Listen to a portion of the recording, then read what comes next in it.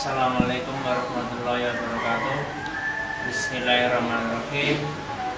Nama Sofan Nuriza dari Madiun. Sejak kecil emang dari keluarga LDI kali waktu itu. Jadi istilahnya lahir sudah keadaan LDI, nggak perlu bayar lagi ke Amir Islam Jamaah LDI. Pengalaman selama di LDI waktu ngaji di sana, ya alhamdulillah memang untuk urusan bab ibadah seperti sholat atau mungkin toharoh diajarkan dengan baik di sana, karena memang disitulah awal kami mengetahui hadis, mengetahui Quran seperti itu. Ini memang pengalaman yang mungkin nggak dijumpai atau mungkin sulit dijumpai. Adapun kenapa kami kok sadar ada penyimpangan dalam LDI, awalnya waktu kami di Burengan, kami ada kamar kos. Di situ kami teman-teman banyak, ada yang dari Mubarak juga ada, dari pelajar juga ada. Salah satu teman kami, seorang Mubarak, dia bilang ke saya, kami bilang, saya tuh malu mas punya majalah, punya ijazah Mubarak. Kenapa mas? Saya tanya gitu. Jawabnya, karena ijazahnya ini mas, nilainya kok palsu. Di sini di balik ijazah ini ada usul fikih, ada bidang studi usul fikih, ada bidang studi tafsir, ada bidang nahwu dan lain-lain, tapi kok nggak pernah diajarkan. Ini fiktif semua gitu. Oh gitu mas ya? Iya, dia bilang gitu. Akhirnya kami sendiri pun akhirnya bertanya-tanya, ada apa dengan bidang studi tersebut? Kok ada di ijazah tapi secara praktek nggak pernah diajarkan di siswa-siswa di Burengan sana. Akhirnya kami belajar dari buku-buku yang ada di toko buku Islam di tempat kami berada. Kami otodidak, kami belajar satu persatu. Dan alhamdulillah selang beberapa tahun kemudian kami menemukan beberapa ganjalan berkat ilmu-ilmu yang kami pelajarin di luar LDI. Termasuk kami menjumpai ijtihad yang bertentangan. Ya kami berusaha bersama teman-teman.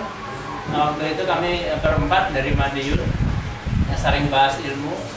Kami juga belajar bersama. Terus kami menemukan hal-hal yang sangat bertentangan dengan hadis Nabi, dengan ayat-ayat di Al-Quran.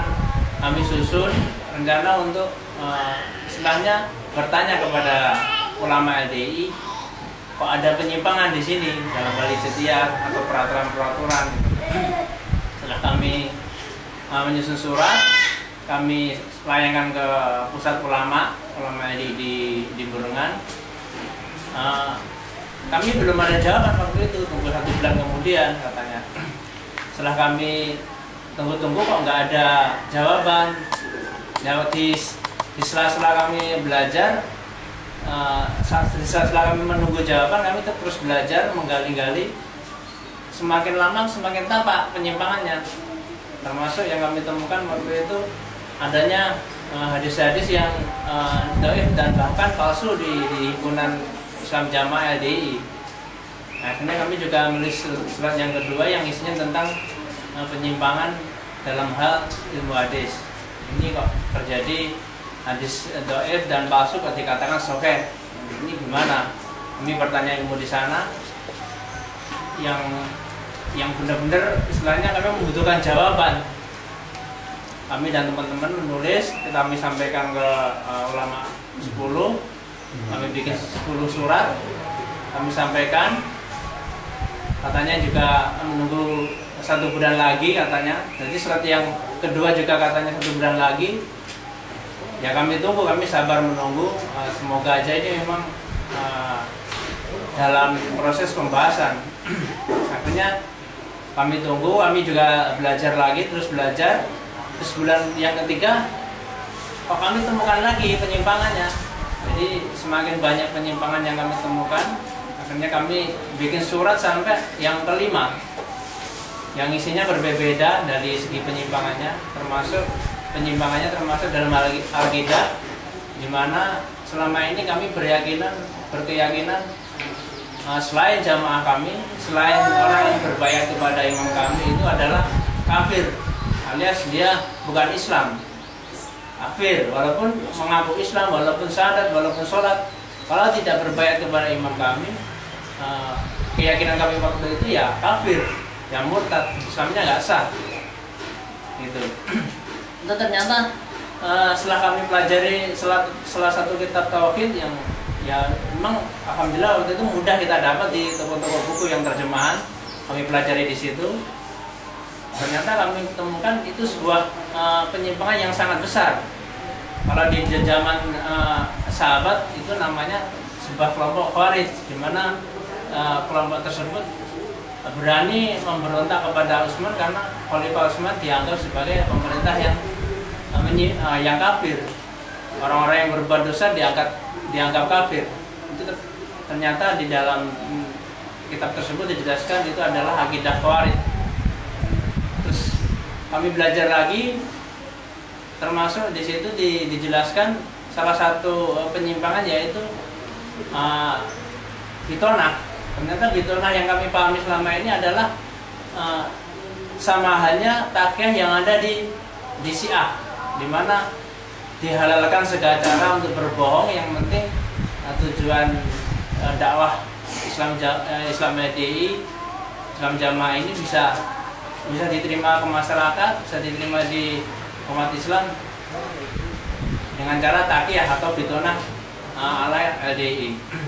Kami melayangkan surat tentang hal tersebut. Kenapa kami diajarkan seperti ini, padahal ini adalah penyimpangan dalam akidah Islam.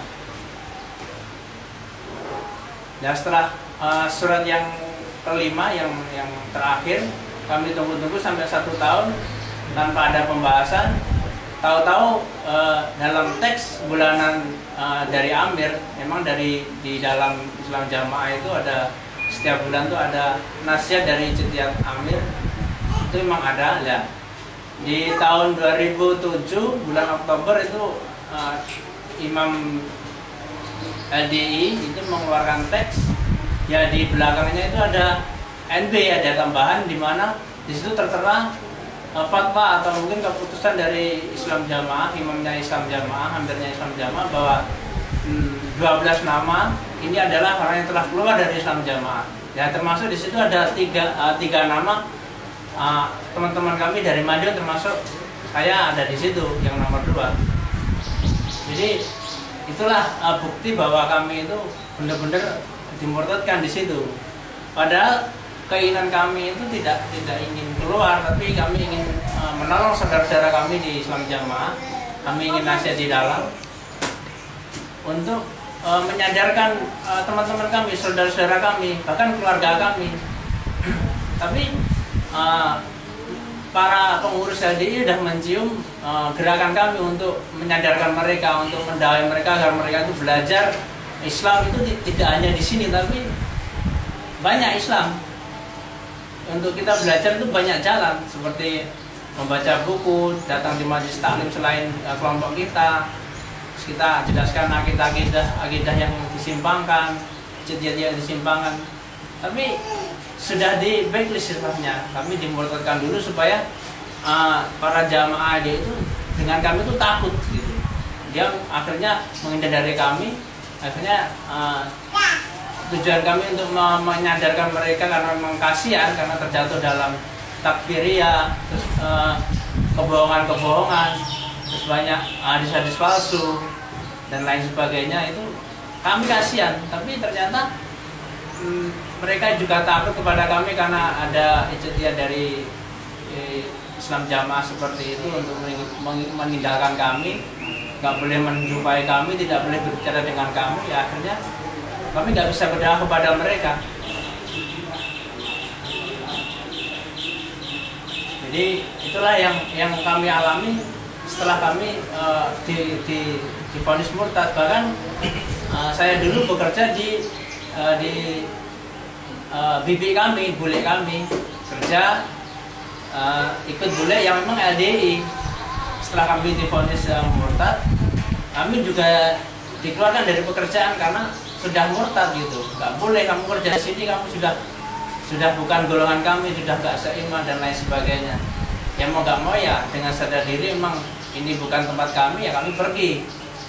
Terus perlakuan yang lainnya, sempat ada kabar kami ini mau dibunuh, mau ditabrak lari dan lain sebagainya, agar tujuannya dakwah kami ke teman-teman yang masih ada di Islam Jamaah itu terhambat atau mungkin jangan sampai terjadi gitu. Jadi ancaman-ancaman banyak, fitnah-fitnah banyak kepada kami, bahkan kami salam pun nggak dijawab selayaknya kaum muslimin saling bersalaman atau mungkin untuk salam, itu nggak ada jawabannya seperti itu. Bahkan kami menjumpai jawaban yang dimana jawaban salamnya itu bukan seperti kaum muslimin, tapi jawaban kepada orang-orang Yahudi. Jadi kami dianggapnya sebagai seorang Yahudi yang bertutur salam untuk mereka. Akhirnya mereka menjawab ala Yahudi. Jadi kami sudah dikafirkan plus dianggap sebagai Yahudi, bukan sebagai umat Islam lagi gitu.